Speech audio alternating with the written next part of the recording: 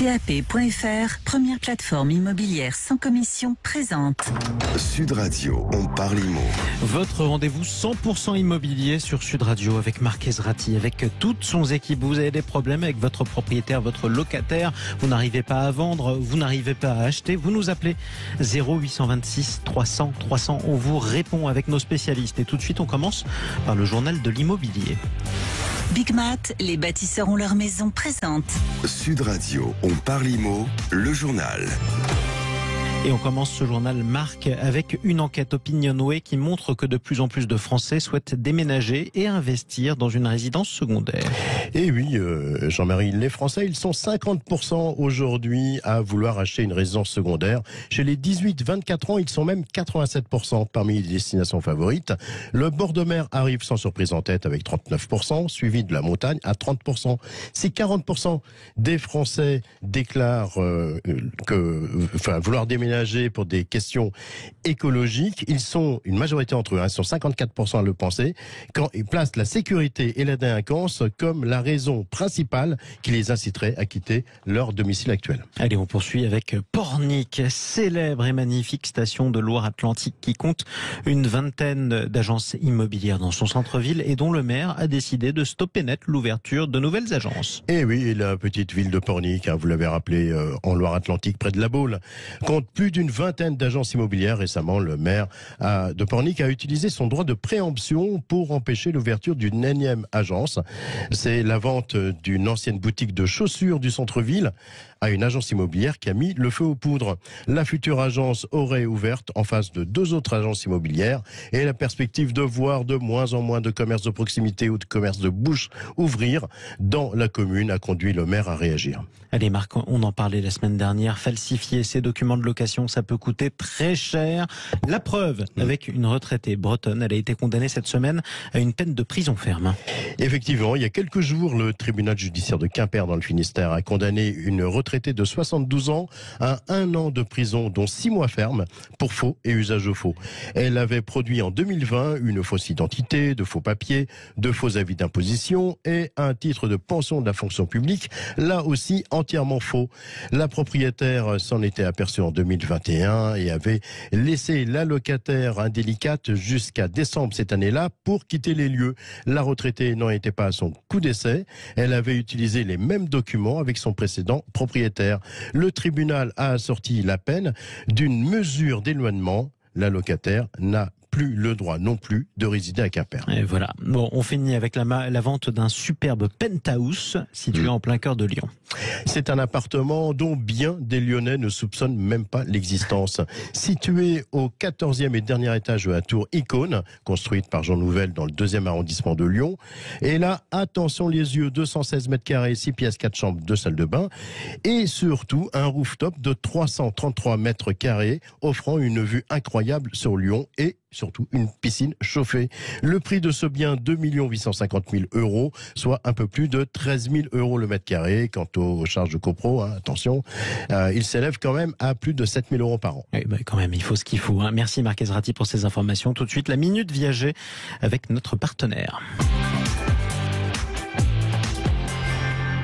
La Minute Viager avec notre partenaire Senior Consulting Group. Qu'est-ce que le bouquet quand on parle de viager, Marc ? Eh bien, le bouquet est un capital versé au vendeur au moment de la signature de l'acte de vente.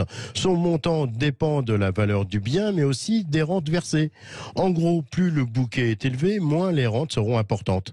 Généralement, le bouquet représente jusqu'à 15 à 20% de la valeur occupée du bien, mais il peut être bien plus important, notamment dans le cas d'un viager sans rente. Un gros avantage, ce capital, donc ce viager, n'est pas fiscalisé et permet donc aux vendeurs de bénéficier d'une belle somme d'argent dès le départ pour financer un projet. Et il est même possible de bénéficier d'un bouquet final qui sera versé aux héritiers au moment du décès du vendeur. Merci à vous, Marc Ezrati. Restez avec nous. On se retrouve dans un instant sur Sud Radio avec vous, Marc, avec Laetitia Caron, également directrice générale de PAP.fr. On va parler de ces magasins sans vitrine qui fleurissent fleurissent un peu partout dans les centres-villes de France. Les dark stores qui deviennent peu à peu de véritables cauchemars pour les riverains. Et par ailleurs, je le rappelle, les questions que vous avez à poser à nos spécialistes de l'immobilier, 0826 300 300, vous nous appelez, on vous répond. En attendant, je vous rappelle que le crunch se déroule en ce moment en direct et on suit le score avec Morgane Thomas. Le 15 de France pour l'instant plie mais ne rompt pas, toujours 0-0. À tout de suite. Sud Radio. Sud Radio. Parlons vrai. Parlons vrai. Sud Radio. Parlons vrai. Avec Marc Ezrati, Laetitia Caron, directrice générale de PAP.fr. Le mag de la semaine, on parle des dark stores, ces magasins sans vitrine qui deviennent de véritables cauchemars dans notre centre-ville, Marc Ezrati. Alors, il crée justement la polémique partout où il s'installe, à Toulouse, à Bordeaux, à Montpellier ou encore à Paris. On a nommé avec Jean-Marie les dark stores. Alors, est-ce que ça va devenir le nouveau cauchemar urbain? On en parle avec Laetitia Caron aujourd'hui. Bonjour Laetitia. Bonjour Marc, bonjour Jean-Marie. Déjà une petite définition rapide. Qu'est-ce que c'est qu'un dark store? Un dark store, Jean-Marie l'a dit, c'est un magasin sans vitrine. En fait, c'est un magasin de type supermarché, mais il ne reçoit pas de clients. C'est un peu comme une dark kitchen. Je ne sais pas si vous avez déjà entendu ce terme. Les dark kitchens sont des restaurants qui préparent des repas, mais dans lesquels on ne peut pas manger. On peut pas consommer. Ouais. Et dans les deux cas, c'est le même principe. On prépare sur place un repas ou un panier de courses qui est ensuite livré à domicile par un livreur. Donc on livre vos courses chez vous. C'est assez étonnant ça quand même. Oui, en fait, ça a beaucoup émergé après le succès des livraisons de repas à domicile pendant la pandémie. Pendant la pandémie, oui.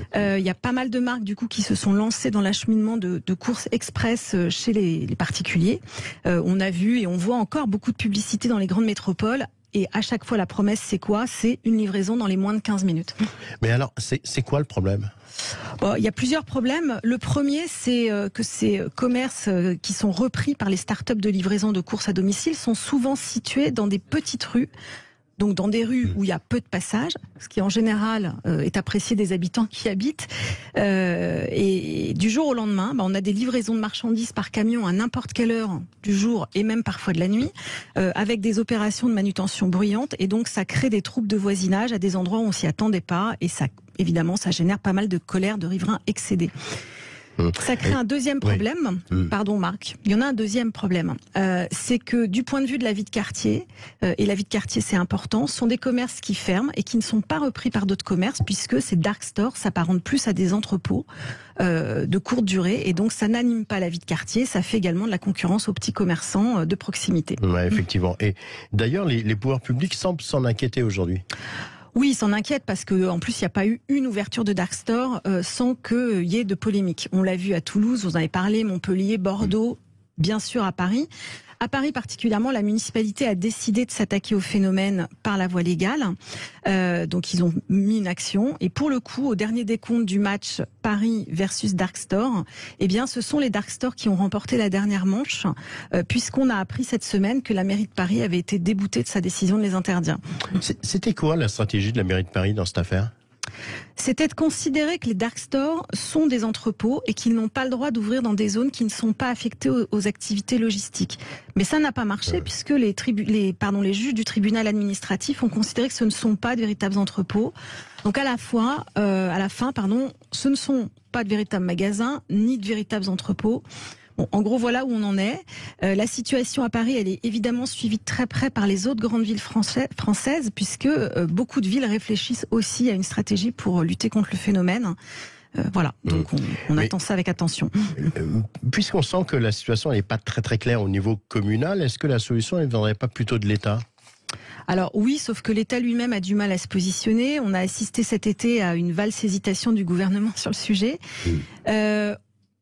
À la rentrée, la situation semblait s'être un peu clarifiée. Il y a eu une réunion au ministère des PME début septembre, le 6 septembre. Et Olivia Grégoire, la secrétaire d'État en charge du dossier, a déclaré que les dark stores seraient considérés comme des entrepôts purement et simplement et qu'un décret en ce sens serait publié au journal officiel prochainement. Les riverains importunés peuvent donc être assurés. Bon, enfin, on va attendre de voir. D'abord, il y a un lobbying intensif qui se joue en coulisses et le décret annoncé se fait attendre. Il n'est toujours pas sorti. Donc on n'est pas à l'abri d'un changement de position du gouvernement sur le sujet. Maintenant, il y a un autre facteur qui pourrait régler le problème, et ça, on va dire que pour les riverains, ça pourrait être une bonne nouvelle. Le marché espéré n'est pas vraiment au rendez-vous, la demande n'est pas à la hauteur de l'offre, et on voit déjà certaines enseignes se retirer du marché ou fusionner avec d'autres. L'Institut de la recherche pour la recherche et l'innovation a analysé le chiffre d'affaires du secteur en 2021. C'est seulement 121 millions d'euros. Alors seulement, ça peut paraître beaucoup, mais en fait, c'est le chiffre d'affaires annuel d'un seul supermarché. Donc voilà, on voit que le marché ne se développe pas vraiment. En Angleterre, si on regarde les pays autour de nous, un des leaders a fait faillite. Et un autre gros acteur du secteur étudie aussi un retrait de plusieurs pays comme la Belgique, l'Italie, l'Espagne. Voilà, donc les choses sont pas faites. On n'oublie pas tous ces riverains quand même à qui ça occasionne quand même pas mal de troubles du voisinage. Laetitia, en tout cas, grâce à vous, les dark stores n'auront plus beaucoup de secrets pour les auditeurs de Sud Radio. Mais restez avec nous, Laetitia Caron. Le meilleur mandat.fr pour choisir votre agence immobilière en toute tranquillité présente. Sud Radio, on parle IMO, le témoin de la semaine. Avec notre invité, Philippe Courchinou. Bonjour à vous, Philippe Courchinou. Bonjour. En direct sur Sud Radio avec Marc Ezrati. Bonjour Philippe. Alors Philippe, bonjour Marc. Vous avez 42 ans, vous êtes comédien, vous présidez également une association théâtrale, la compagnie Les Artistes avec un Z. Plus de 750 représentations à votre actif. Vous avez également un sens de l'engagement hors du commun. À chaque représentation en 2023, vous reverserez les bénéfices de vos ventes à 3 associations, parmi lesquelles les Ailes du Bassin, LE2LES, qui accompagne sur le bassin d'Arcachon les femmes atteintes ou ayant été atteintes de cancer du sein. Vous soutenez également les actions de l'association Imagine for Margot, qui lutte contre les cancers de l'enfant, et l'association Laurette Fugain, qui lutte contre la leucémie. Au quotidien, vous exercez dans l'immobilier, vous êtes consultant chez Senior Consulting Group. Philippe, le théâtre, une passion de toujours pour vous ? Ah oui, c'est une passion depuis toujours, depuis tout petit, depuis l'âge de 13 ans. Malheureusement, j'étais joueur de foot sur le banc de touche et j'ai réussi à me blesser. Donc, pas cool. Oh non. Et donc, du coup, du tout. vous êtes replié sur le théâtre. Donc, je me suis dit, qu'est-ce que je vais faire? Et j'ai ma prof de français qui a dit, tu as du talent, essaye le théâtre. Et c'est là où je suis devenu amoureux du théâtre. Alors, racontez-nous comment est née l'aventure de cette compagnie théâtrale. Eh bien, tout simplement, il y a à peu près 7 ans de ça, je me suis dit, j'aimerais remonter sur les planches. Et donc, il y a 3 ans, j'ai pris l'engagement de me dire, je vais monter une compagnie de théâtre. Mais j'avais aussi une autre envie, c'était de rentrer dans une association caritative ou aider justement des associations qui luttaient contre le cancer. Et je me suis dit, quelle va être la meilleure des choses? Je vais monter des pièces, on va faire rire les gens. Et derrière, les gens vont contribuer à ce que tout cet argent que nous allons récolter va être reversé à ces associations. Donc on va faire du donnant-donnant, du gagnant-gagnant. Pourquoi cet engagement si fort pour les associations qui luttent contre le cancer ou la leucémie? Écoutez, dans le passé, j'ai ma mère qui a été atteinte d'une leucémie. Et à chaque fois que j'allais la voir tous les matins très tôt et tous les soirs, je passais dans un couloir, c'était des chambres stériles, vous aviez des vitres. Et juste avant, vous aviez une chambre d'un petit garçon. Et c'est une image qui m'a marqué pendant des années. Et je me suis dit que demain, moi ayant des enfants ou des amis avec leurs enfants, il était important que j'essaie de faire quelque chose, de ne pas attendre qu'il se passe quoi que ce soit. Donc je me suis dit, ça va être mon combat et on va faire le nécessaire, on va mettre ça en place. Alors Philippe, en parallèle, vous exerciez dans le viager et vous considérez que cette activité est en phase avec vos valeurs et votre éthique. Pourquoi ? Je suis quelqu'un de profondément humain. Ça fait plus de 20 ans que je travaille avec des seniors et j'ai beaucoup appris à leur contact. J'ai beaucoup appris par rapport à leurs expériences, par rapport à leur vie. J'ai plus appris avec eux qu'avec des gens de mon âge. Donc, pour moi, c'est un engagement par rapport à mon métier de pouvoir les accompagner au mieux dans leur projet de vie. Le bien vieillir, c'est quelque chose dont on n'est pas assez sensibilisé en France, selon vous ? On en parle, mais malheureusement non. Non, pourquoi ? Déjà, d'une part, il y a beaucoup de paramètres. Il faut savoir que tout d'abord, le bien vieillir, pour moi, c'est d'abord une qualité de vie à domicile le plus longtemps possible. Donc ça rentre exactement dans le cadre de mon métier. c'est-à-dire de pouvoir accompagner des gens, de pouvoir rester le plus longtemps chez eux, dans de bonnes conditions, et surtout assurer financièrement leurs différents projets, et puis au quotidien, la vie de tous les jours. Surtout par rapport à ce qu'ils peuvent être confrontés chaque jour par rapport aux retraites qui n'augmentent pas, l'inflation. Donc... Philippe, j'ai une dernière question. N'importe qui peut faire du viager ou c'est quoi être un bon viagériste? Je me pose cette question tous les jours. Il y a beaucoup de paramètres. Il y a beaucoup de paramètres à prendre en compte. Il y a beaucoup de paramètres à prendre en compte. Un bon viagériste, c'est quelqu'un qui a de l'humanité. Déjà, visiblement, c'est ça le... Pas que le bon viagériste, tout le monde. Ça, c'est important. Mais c'est vrai que ça peut servir. Ça peut servir. Non. Il faut être sur l'humain. Il faut écouter les gens.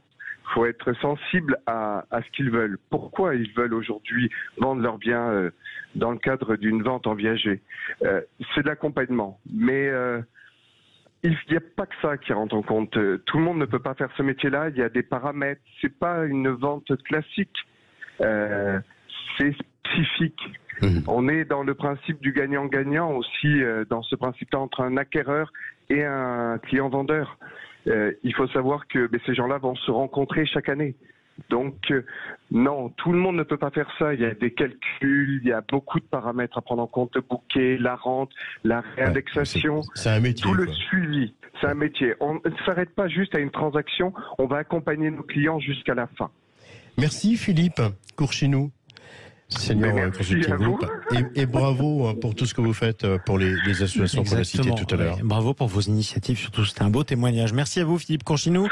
Merci très bon week-end à vous. Merci Marc, bon week-end à vous. Bon week-end à vous tous. Restez avec nous sur Sud Radio 0826 300 300. Tiens, vous hésitez à acheter en viager ou à vendre en viager, pourquoi pas? Ça peut être une question que vous nous poseriez. Vous nous appelez d'ores et déjà dans un instant. Nos spécialistes vous répondent. Un point sur le score à l'Okara Park en Nouvelle-Zélande pour l'instant. Toujours 7-0, si je ne m'abuse, les Anglaises qui mènent d'un essai transformé à 0. On va continuer à suivre ce match. Restez avec nous, on se retrouve dans un instant. Sud Radio. Sud Radio. Parlons vrai. Parlons vrai. PAP.fr, première plateforme immobilière sans commission présente. Sud Radio, on parle immo. Votre rendez-vous 100% immobilier sur Sud Radio avec Marc Ezrati. Tout de suite, le coaching immobilier avec Laetitia Caron, qui est directrice générale de particulier à particulier, PAP.fr. Aujourd'hui, au standard de Sud Radio, au 0826 300 300. C'est Stéphane qui nous appelle. Bonjour à vous, Stéphane. Oui, bonjour. Vous êtes en direct avec Marc Ezrati sur Sud Radio. Marc. Bonjour Stéphane. Bonjour. Alors, qu'est-ce qui est nouveau votre appel ce matin? Alors, j'ai une question. Je vends mon appartement dans le 95. D'accord, dans le Val d'Oise. Dans le Val d'Oise, avec un prix de vente de 180 000 euros.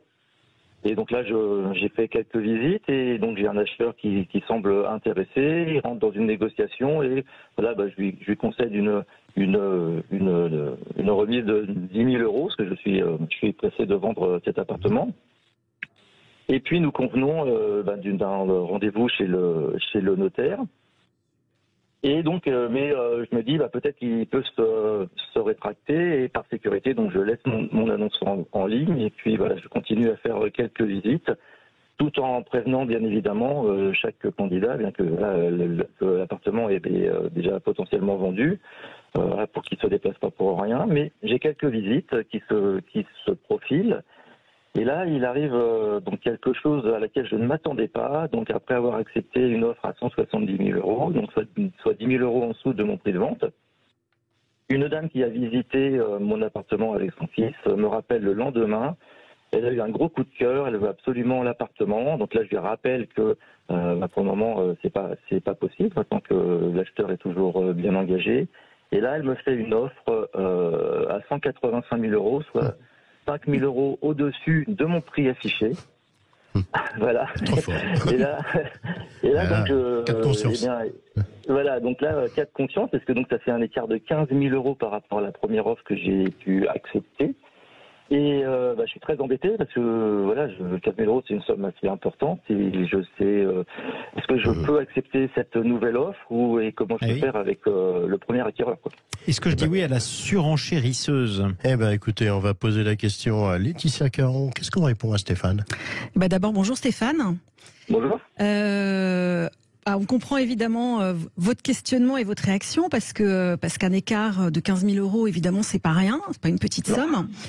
Mais il faut quand même être vigilant parce que on peut pas faire complètement ce qu'on veut quand on est vendeur, notamment s'il y a des éléments qui prouvent que vous aviez accepté l'offre initiale.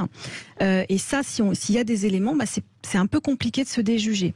Donc ces éléments, c'est quoi? Ça peut être le fait d'avoir accepté une offre d'achat avec une mention manuscrite. J'ai pas l'impression que ce soit le cas, ou d'avoir pris contact de manière formelle, avec votre notaire ou avec le notaire de l'acheteur. Donc Stéphane, je vais vous poser une question. Quand vous dites que vous avez convenu avec votre acheteur, le premier acheteur, de prendre rendez-vous chez le notaire, est-ce que ce rendez-vous a finalement été fixé? Ça, c'est ma première question.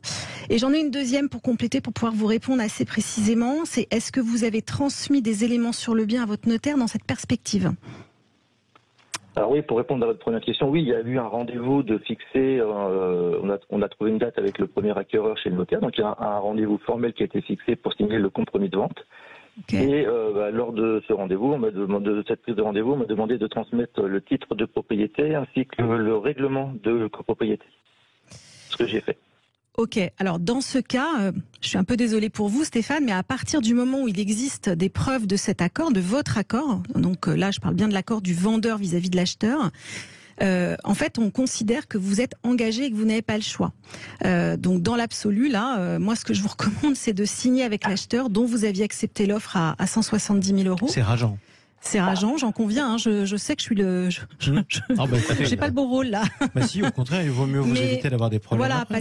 parce qu'en effet, le risque c'est que l'acheteur initial se retourne contre vous s'il peut prouver qu'il y avait des contacts qui avaient déjà été pris avec le notaire, et en l'occurrence, à partir du moment où le rendez-vous a été fixé, c'est un élément. Alors moi je croyais, Laetitia, qu'un vendeur pouvait se tromper sur le prix de vente et donc réviser le prix à la hausse comme à la baisse.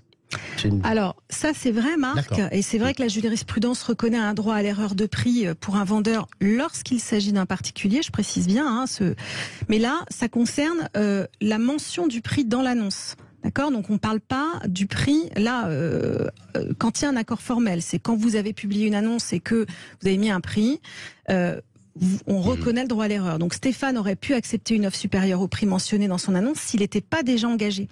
Et ça, je précise que c'est valable uniquement pour les particuliers. Les règles sont différentes avec les agences, puisque là, le vendeur, donc dans le cas avec une agence, signe un mandat dans lequel il s'engage à vendre si l'agence trouve un acheteur à un certain prix.